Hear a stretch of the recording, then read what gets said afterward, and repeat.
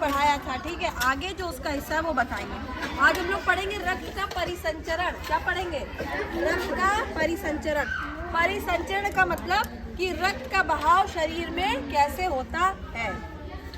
परिसंचरण, संचरण मतलब घूमना। संचरण माने क्या होता है? घूमना, एक स्थान से दूसरे स्थान पे जाना। जैसे कहते नहीं कि जानवर जो होते चर रहे हैं तो वो घूम रहे हैं, खाली खाने से मतलब नहीं होता है। संचरण घूमना, ठीक है।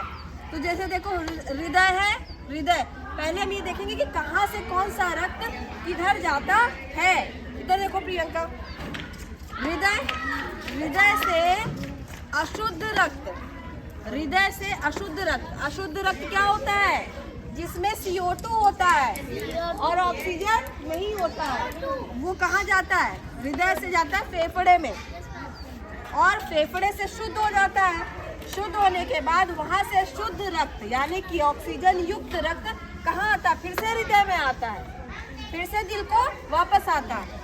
फिर वहाँ से ये जो शुद्ध रक्त है ये शरीर के अंगों को जाता है। समझ आ रही है बात? और शरीर के अंगों से अशुद्ध रक्त फिर से दिल को वापस जाता है, फिर से हृदय को वापस जाता है, और फिर से फेफड़े की तरफ जाता है, वहाँ शुद्ध होता है, वहाँ से हृदय की तरफ जाता है, और हृदय से फिर से शरीर के अंगों की तरफ जाता है। बात समझ में आ रही है सोनी? इधर देखो, हृदय में अशुद्ध रक्त जो शरीर के अंगों द्वारा पहुँचता है फेफड़ों की तरफ जाता है। कहाँ जाता है? फेफड़ों की तरफ। फिर फेफड़ों में वो जो रक्त होता है उसका शुद्धिकरण होता है, यानी कि उसमें ऑक्सीजन मिलाई जाती है, और ऑक्सीजन मिलाने के बाद वो रक्त वापस हृदय में आता है, ठीक है। और फिर हृदय से फिर दोबारा शरीर के अंगों को जाता है। वहाँ से वो जो शरीर के अंग होते हैं ऑक्सीजन ले लेते हैं और बदले में क्या दे देते हैं? Carbon dioxide. अब वो जो खून है, अब जो रक्त है वो कैसा हो गया? अशुद्ध हो गया, और वही अशुद्ध रक्त वापस हृदय को जाता है। फिर रक्त जो हृदय है फिर उसको शुद्ध करने का काम करता है। किसकी सहायता से? फेफड़े की सहायता से। जब फेफड़े में पहुंच के वो रक्त शुद्ध हो जाता है उसके बाद दोबारा हृदय को जाता है। अब हम लोग इसीलिए तो सांस लेते हैं, फेफड़ों में ही तो हमारी सांस जाती है। जो ऑक्सीजन लेते हैं वो कहाँ पहुँचती है? फेफड़ों में, और फेफड़ों में ही रक्त आता है।